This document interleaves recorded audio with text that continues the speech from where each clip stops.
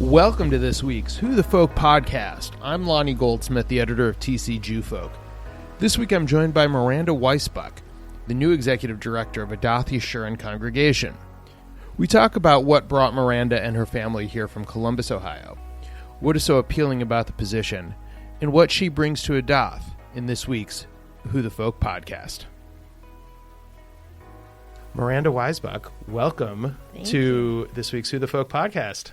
Thanks. I'm happy to be here. So you are the new executive director of Adath Jeshurun Congregation. You have been in the Twin Cities now for a whopping 3 weeks, and in the job a whole 2 weeks. I have. It's How has the transition been, for starters? Ask the question that everybody's asking you. So far, so good. Good. This is really is. I mean, everyone says this, but it's true. This is a really amazing community. The Jewish community, and then in particular the Adath community, has just really been very warm and inviting to myself, to my kids, both personally, professionally. We're just happy to be here, and so far, so good. The transition's been good. So you are a lifelong Ohio resident from Bexley, Columbus suburb. Yeah. What was the appeal of sort of leaving where you'd been basically your whole life to move to the Twin Cities? Well, when people ask this, I always say, okay, well, I wasn't looking, and I really wasn't looking. I do have family. My dad grew up in Minneapolis, and then some of the time in Wisconsin. Okay. And he went to Herzl Camp, which I now know is this it's either Herzl or Ramah, or people are, yes. I didn't know that previously, but I have aunts, uncles, cousins, all of that here. And this opportunity came around, and I thought, well, let's entertain this. Let's just see. I don't know. And it was sort of this sort of abstract notion with my husband and I that, well, could we do this? Really? In Minneapolis? Are you sure? And then I came here and I interviewed and really fell in love with the congregation, with the community, with everyone. I mean, we were so in love with it that we actually moved here in January, which, it's not actually whatever. I mean, I don't. Maybe it's some people's dream to move to Minnesota in January. It was ours, but So yeah, so it's really been great. Especially when you came to visit for the interview in the fall. Oh yes, I came in September, and it was beautiful. I mean, you're looking. I'm going out. It was right before the holidays. You're looking out. At Adath, it's gorgeous, and in the fall, and it's got all the leaves. Yeah, around. And it was like maybe 70 degrees out. It was so. Winter in Minnesota was this very abstract thing, sure. And now today it is very real. Yeah, very cold, but it's great though, and we're happy. So, what had you done in Columbus? What was your job there? So in Columbus, I had been the executive director of a modern Orthodox shul in Columbus, and then the finance manager of a Reform congregation. Okay. So it makes sense, that I would come to a conservative congregation. Well, you've hit the other two ends. So. Exactly. So really, and I mean, that's, and I always say it's where, belief-wise, that's where we are as a family. That's where I am personally. Okay. So it makes the most sense. It's the best fit. What was it about Adath, aside from the, where you fit belief-wise? What was it about Adath or the Twin Cities that really was this big pull? Like you said, you weren't looking, and then all of a sudden it became very real. It became very real, and Adath, nationally is a leader in the conservative movement. I mean, it is, it is a very well-known institution. It is this huge institution, but what you don't find with other conservative shuls right now is the strength that Adath really has, and how well it already is functioning. Mm-hmm. So the ability to really build on the strength that is here.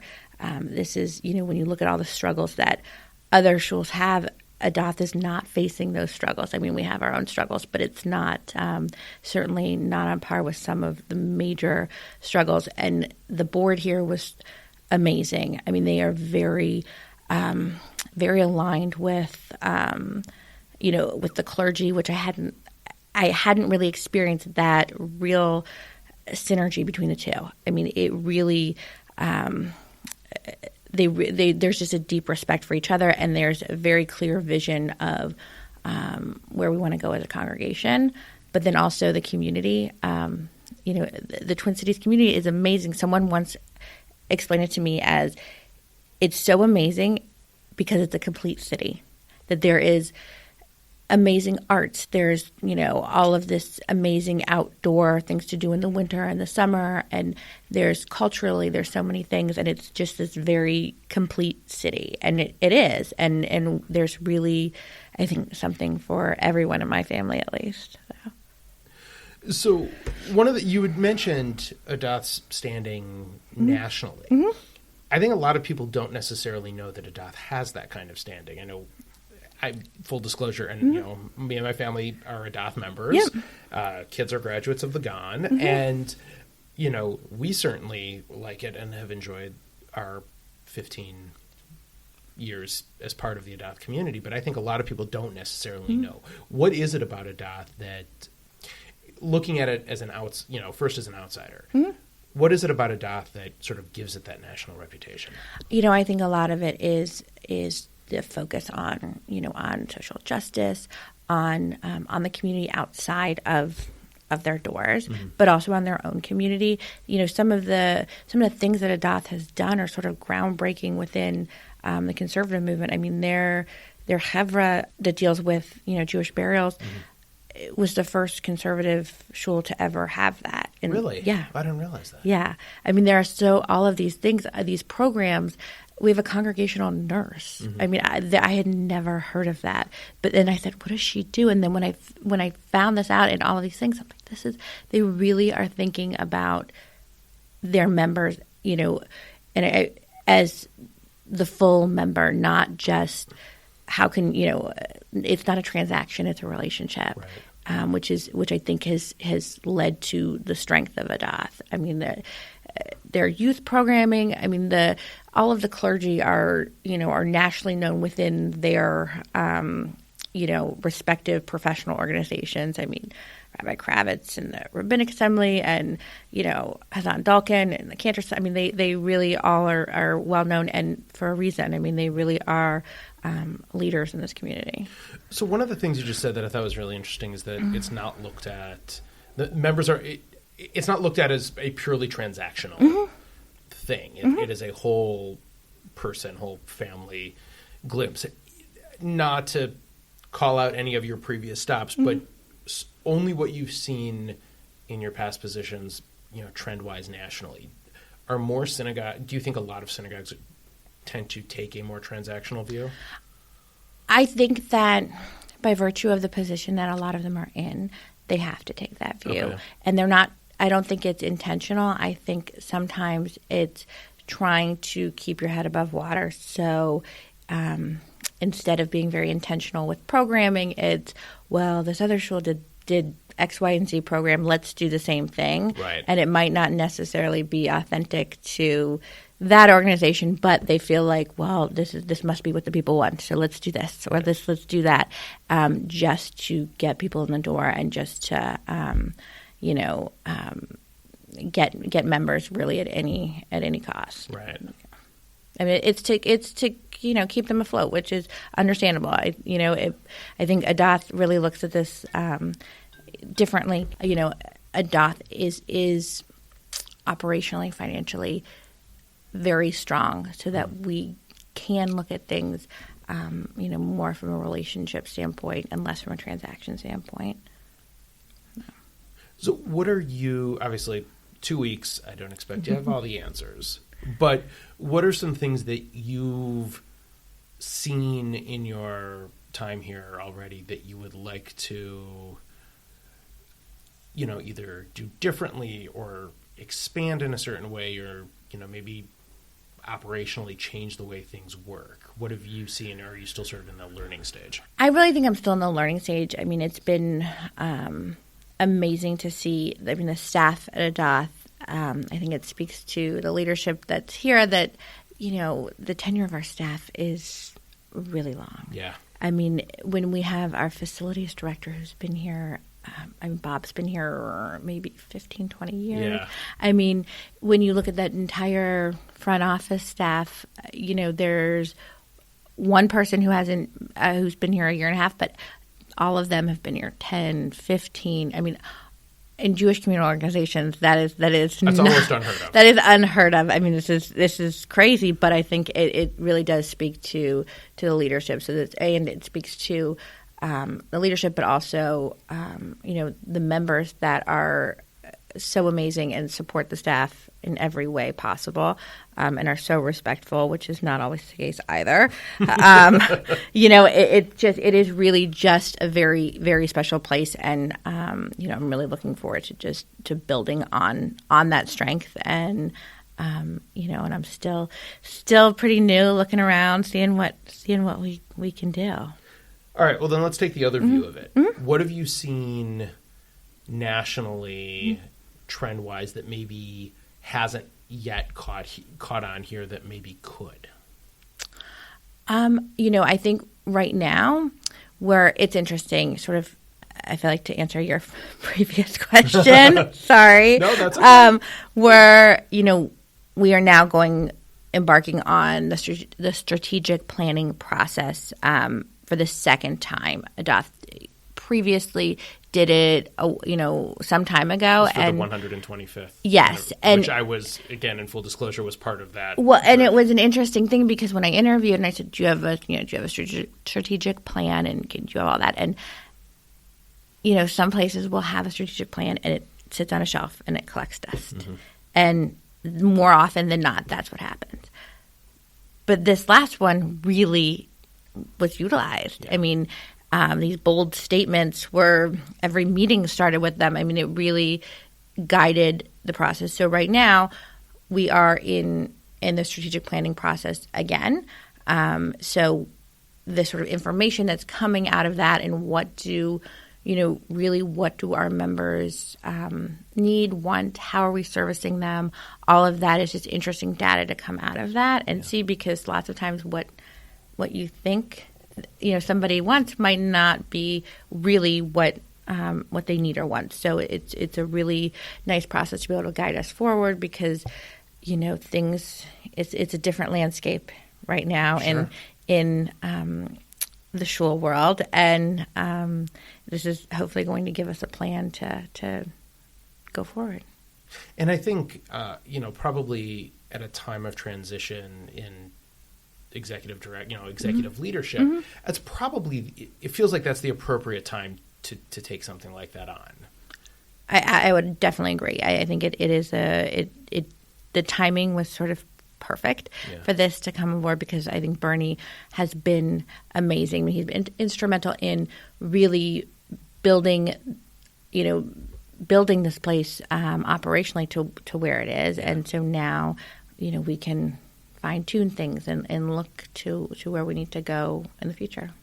And you mentioned Bernie Goldblatt is the soon retiring executive director. Yes. He's been here 20-some years. Yeah. I'm going to get it wrong, so I'm not. No, I was going to say about 30, but I think you're probably right. But it's been a very long time. Mm-hmm. Is there any added pressure to taking over that role from somebody who has that kind of longevity and who had been so instrumental in helping to build Adath up to what it is? Oh, for sure. Okay. I mean, they're both literally and figuratively big shoes to fill. He really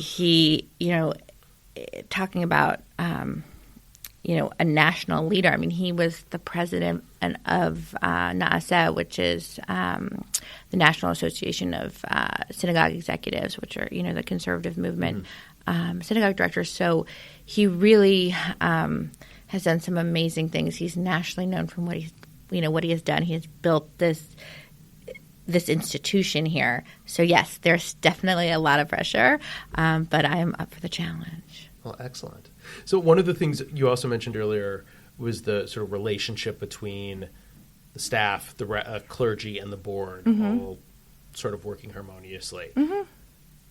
Does that make Adath an outlier that it works so well together, or is it more, is it rule or exception? It's a little bit of a unicorn. Okay. I mean, Okay. I got to know. That's the thing is this. That's what I will say this to get our family to have moved to our very comfortable life without all the snow in Columbus. I always said it would take something spectacular, and this is spectacular. The relationship even among clergy, they really are partners. Yeah. And partner with lay leadership, and they're, a lot of the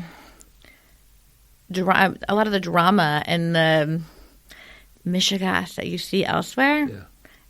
I'm not seeing it here, which is really amazing.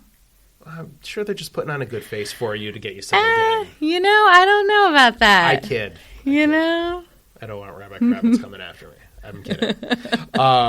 He's out of town, don't worry. Oh, good. Well, I mean, he'll listen to this, though, I hope. So I don't want him to...